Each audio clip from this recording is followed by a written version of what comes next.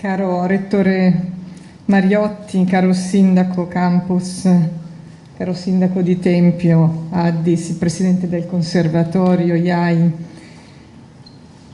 il Presidente del European Forum, Chapman, l'Executive Director Edith, Emanuela Biffis from the Secretariat e la Professoressa Patrizia Patrizi. Tutta la comunità di Sassari e di tutta questa terra ci ha accolto con uno stile davvero inusuale.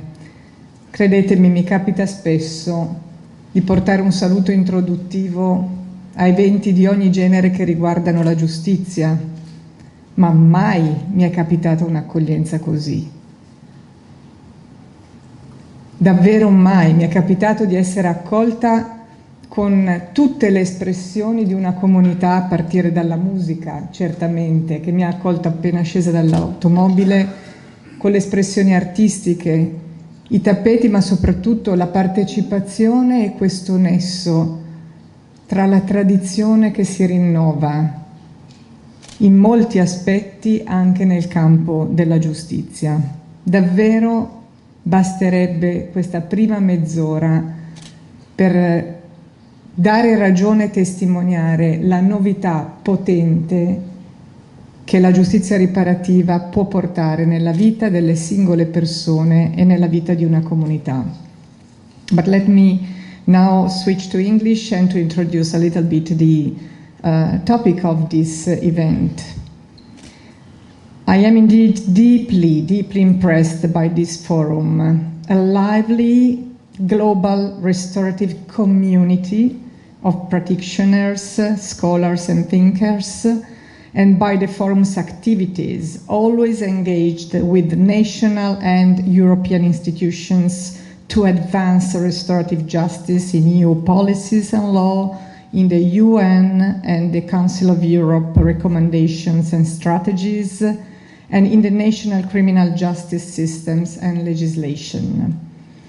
I deeply appreciate and praise the work carried out by many forum committees and working groups devoted to the most important topics in the field of restorative justice, such as training, values and standards, and research, and to advancing restorative justice in new and complex fields, challenging fields, such as policy work, gender-based violence, restorative cities, environmental restorative justice with institutions. And I also wish to express my appreciation for the work carried out with students, postgraduate students, local municipalities, institutions, and in particular prison facilities, by the University of Sassari, thanks to the insight and the wisdom of its team for restorative practices, and indeed the Tempio Pausania Restorative City Initiative. The conference program is very rich. It reflects the creativity of the restorative movement, its global dimension and local diversity, and its attention to several different justice needs. As Minister of Italy, Minister of Justice of Italy, let me also address a word of welcome to all of you, especially to the many coming from abroad. My warmest welcome to Italy, my warmest welcome to the field of restorative justice in Italy, a field where a lot is happening in these very days, weeks and months, thanks to a process of reform of criminal justice that for the first time in Italy includes expressly a chapter on restorative justice. I know that this international conference was initially due in 2020, and regrettably, for self-explanatory reasons, it had to be postponed twice. Yet, No other moment could be more favorable for this international meeting here in Italy. I say no other moment would be more appropriate because restorative justice is indeed at the center of several initiatives and circumstances. Let me mention and recall some of the most relevant ones. At the national level, Italy's criminal justice reform calls for the adoption of a comprehensive regulation on restorative justice's criminal matters. Parliamentary Law number 134 of 2021 mandates the government to draft one or more legislative decree regulating restorative justice in compliance with the international and European standards and according to a set of criteria established by the Parliament itself. These criteria include the operation of restorative justice in relation to criminal proceedings, the impact of restorative justice outcomes on judicial decisions, the establishment of restorative services, the training of mediators and facilitators. Building on national and international good practices and standards, this comprehensive reform requires that restorative justice programs shall be accessible and available at every stage of the criminal proceeding and during the execution phase, regardless the type of crime and its seriousness, upon free and informed consent and indeed on a voluntary basis. This would be impossible to conceive if we could not rely on strong experiences of restorative justice already in place, like the Tempio Pausania ones. The law binds the legislative decree to be consistent with the principle that restorative justice should be responsive to the interests of both the victim and the offender or the accused, and of the community.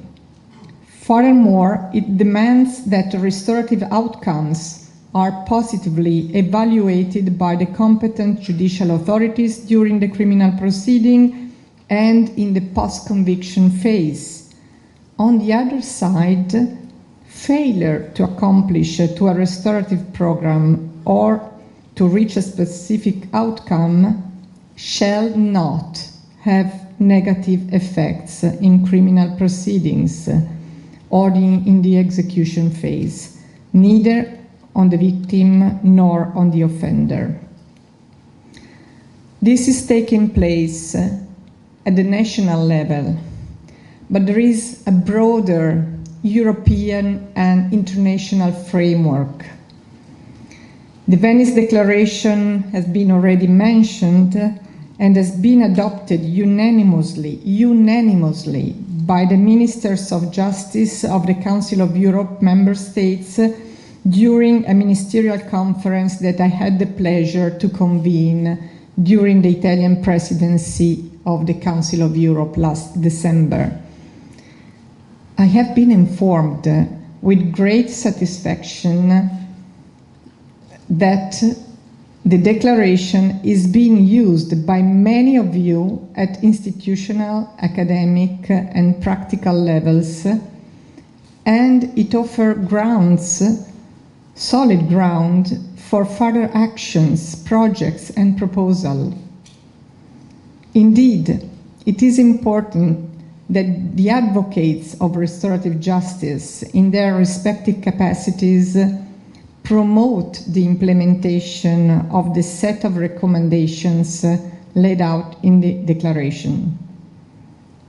For your further reflection during the coming days and to stimulate your policy work, I point out just a few issues stemming from the Venice Declaration, a short text but very rich one. First, I quote, "The development of national action plans or policies for the implementation of the recommendation of 2018 of the Council of Europe in order to make effective the right to access to appropriate restorative justice services for all the interested parties if they freely consent. Second, the promotion of the widest application of restorative justice in all the relevant sectors beyond the juvenile justice, aiming at desistance from crime, offenders' reintegration, and victims' recovery. Third, investment of adequate financial and human resources in restorative justice system for the safety and the well-being of our society. Fourth, promotion of awareness-raising campaigns and widespread communication around the benefits of restorative justice.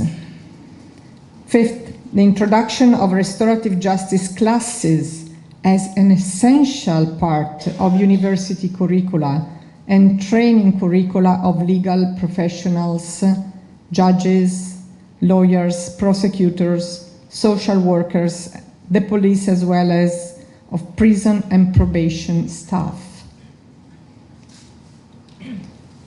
But let me add a word on a broad, even broader international context. I had just taken office in last March when the Kyoto conference was taking place. And I had the privilege of speaking online, indeed, at the time, to this conference. And that was my first opportunity to speak about restorative justice in my capacity of Minister of Justice. And to my surprise, a reference to restorative justice was also included in this important Kyoto Declaration of the United Nations on crime prevention. Let's pause on this link. The restorative justice also as an instrument of crime prevention. Last but not least, I would like to recall also the new EU Victim Strategy 2020 to 2025 that has triggered an ongoing process of revision of the EU Victims Directive.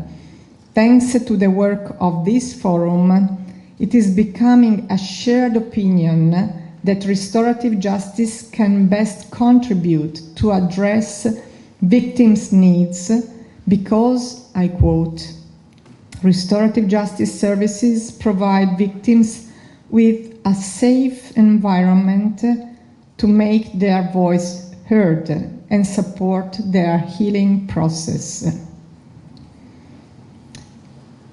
Let me turn now on a different tone. I would like to share with you some of the reasons why, as a scholar, I am a professor, a university professor after all, as a former constitutional judge, and now as a Minister of Justice, I have been, and indeed I am every day committed to develop a culture and to create a legal framework for restorative justice in my country and on the European and international stage. My own turning point with the restorative justice was experiential. Besides my academic studies, I met restorative justice thanks to the Italian experience of the restorative dialogues among victims and former members of armed group of the age of the, let's say, political terrorism of the 70s and 80s. I had first the chance to come across these restorative experiences through the book of the encounter, il libro dell'incontro. Thanks to Claudia Mazzucato, she is here, and other very good and very close friends that have contributed to it. A book that was written in order to disseminate the experience. It's always the same direction, the experience first and then the reflection. And then, after reading the book and listening to the authors, the protagonists of this experience, I had the chance to interact several times with the members of this restorative group. At that time, I was a member of the Constitutional Court, and it was considered, let's say, odd or unconventional that a constitutional judge meet offenders, those offenders, very relevant page in the Italian history, listen to them, talk to them, despite the wrongful and often horrible deeds that may have committed. Restorative justice made me feel at ease with these unlikely encounters, particularly because they took place always at the presence of the victims, whom also I was able to meet, listen to, and acknowledge. More relevant, I had the chance to witness the quality and the power of the relationship between some of the victims and some of the offenders of that tragic page of the Italian history. It's impossible to speak about these issues without have not seen what it means. The encounter, l'incontro, seems to me the core of restorative justice. The encounter is the starting point of a new idea of justice, the idea of justice that I was looking for, that I was longing for. Here we have some outstanding protagonists of restorative justice coming from Ireland. Thank you for coming. And let me quote a very well-known song of the U2, an Irish group. We all know the words of the refrain, and still I haven't found what I was looking for. That's my feeling. I came across a number of excellent expressions of justice, wonderful judges, tribunals, the Constitutional Court, international courts. How many expressions in the human civilization looking for a more perfect justice, always a more perfect justice, and still never is enough. Nothing is enough. I still hadn't found what I was looking for. After years and decades of study and work in the field of law and justice, after years in one of the most relevant institutions of the justice system, the Constitutional Court, I still hadn't found what I was looking for, the practice of justice that I was looking for. It is difficult to explain, but those who have had the opportunity to witness to an experience of restorative justice know very well that it is the most convincing practice of justice available to us, human beings. It's not a perfect one. but it is the most convincing. Restorative justice, the practice of justice that we are looking for. Restorative encounters trigger new possibilities, initiate new paths, address complexity, are deeply respectful of the victims as well as of the offenders, of the human dignity of everybody, intervene meaningfully vis-à-vis the irreparable. This is not only because restorative outcomes are forward-looking, but because the presence of the other, of the most unlikely other with whom to open a dialogue, brings about something that mysteriously is capable of quenching a bit our thirst for justice. Restorative justice seems more apt to address the justice needs of all those involved in stories of injustice, be they victims, responsible persons, bystanders, the community as such, and the state. Restorative justice ensures, even in highly conflictual and violent contexts, non-violent, non-aggressive, safe, comfortable times and spaces where to find out the unexpected. Something new that overcomes hatred, resentment, isolation, mistrust, revenge, the cycle of violence. I am sure that we all shall feel a certain unease in addressing this promising matter, calling for peaceful coexistence among victims and perpetrators in a moment where the war has become back at the heart of Europe. We have here a unique opportunity, though, to pay attention to the lessons conveyed by the witnesses of restorative dialogues. There are many here. To quote those mentioned in the program, Miss Griffith, the encounter of the encounters, the Parents' Circle from Israel and Palestine, and others. Let them be our masters, our teachers. Let's use the restorative lenses to see through their stories and their journeys in search of peace and justice, a peaceful justice made of just peace. As a Minister of Justice, one of the main challenges, as you all know and work for, is to find a wise and realistic way to embed restorative justice in the national and international justice system.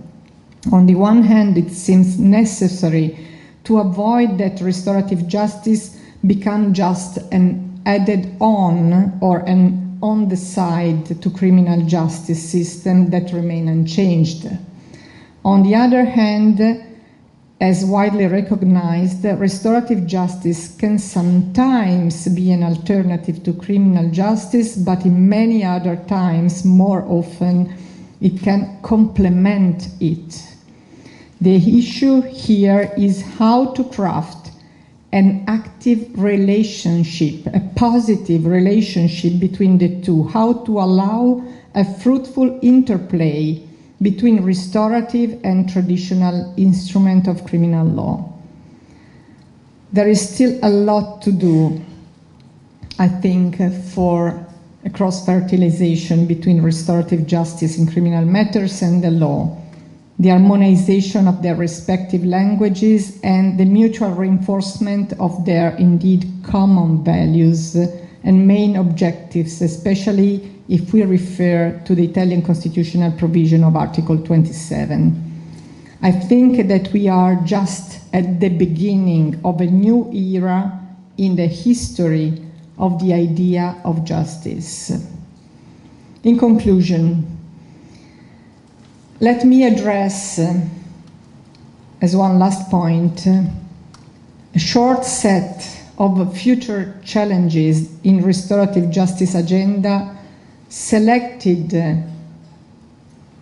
in a subjective way, debatable way, from my own institutional point of view.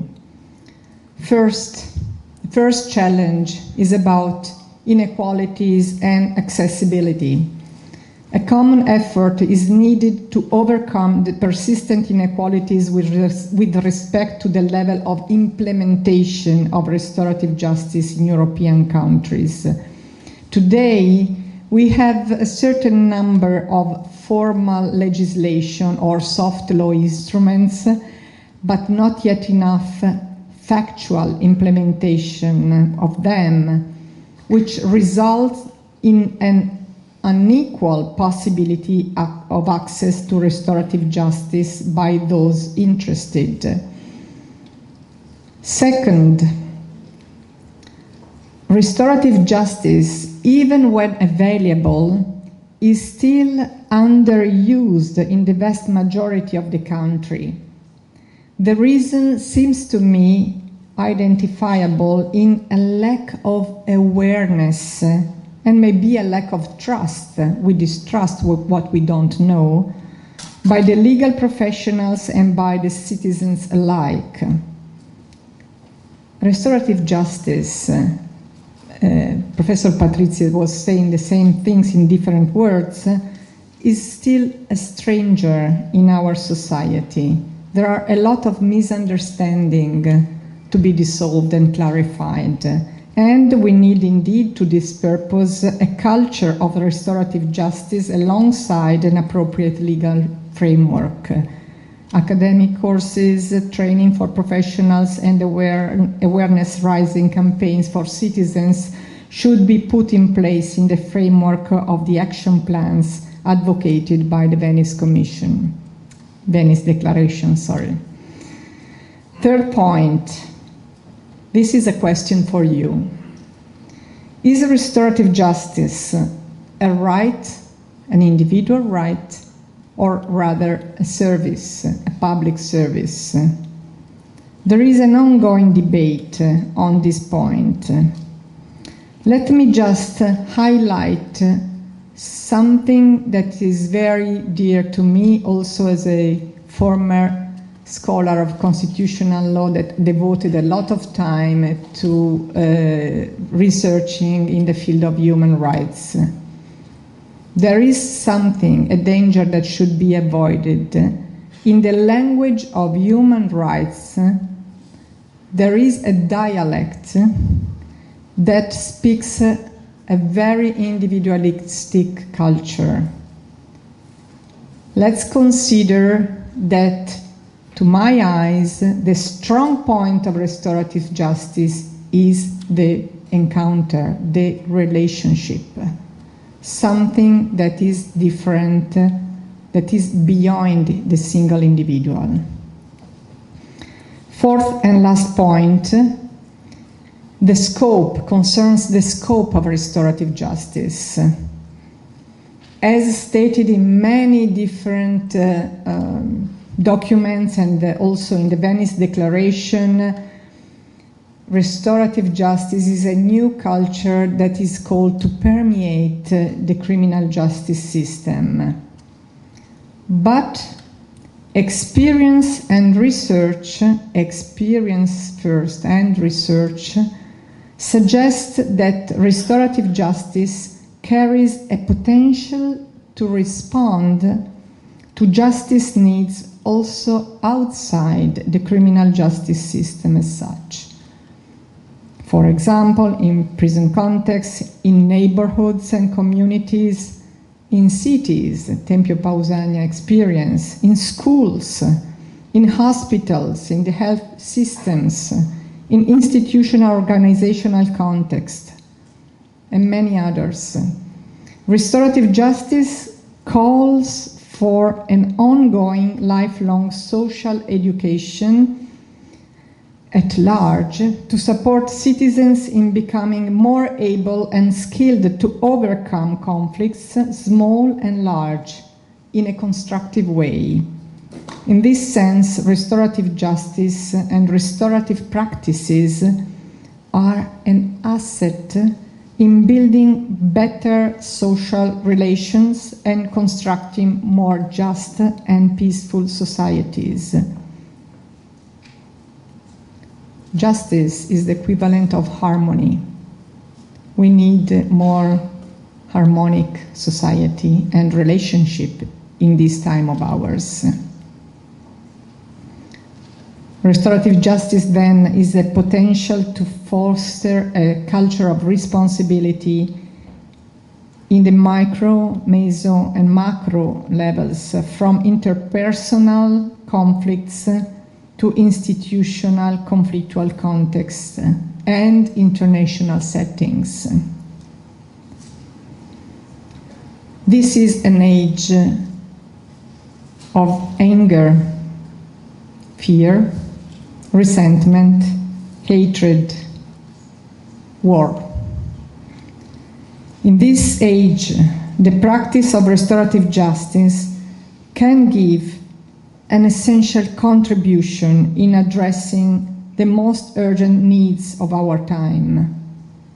In the long term, the dissemination of a restorative mindset promises to transform, step by step, little by little, the quality of our relational horizon, with the aim of preventing the outburst of the irreparable dissent which opens wound that cannot be healed.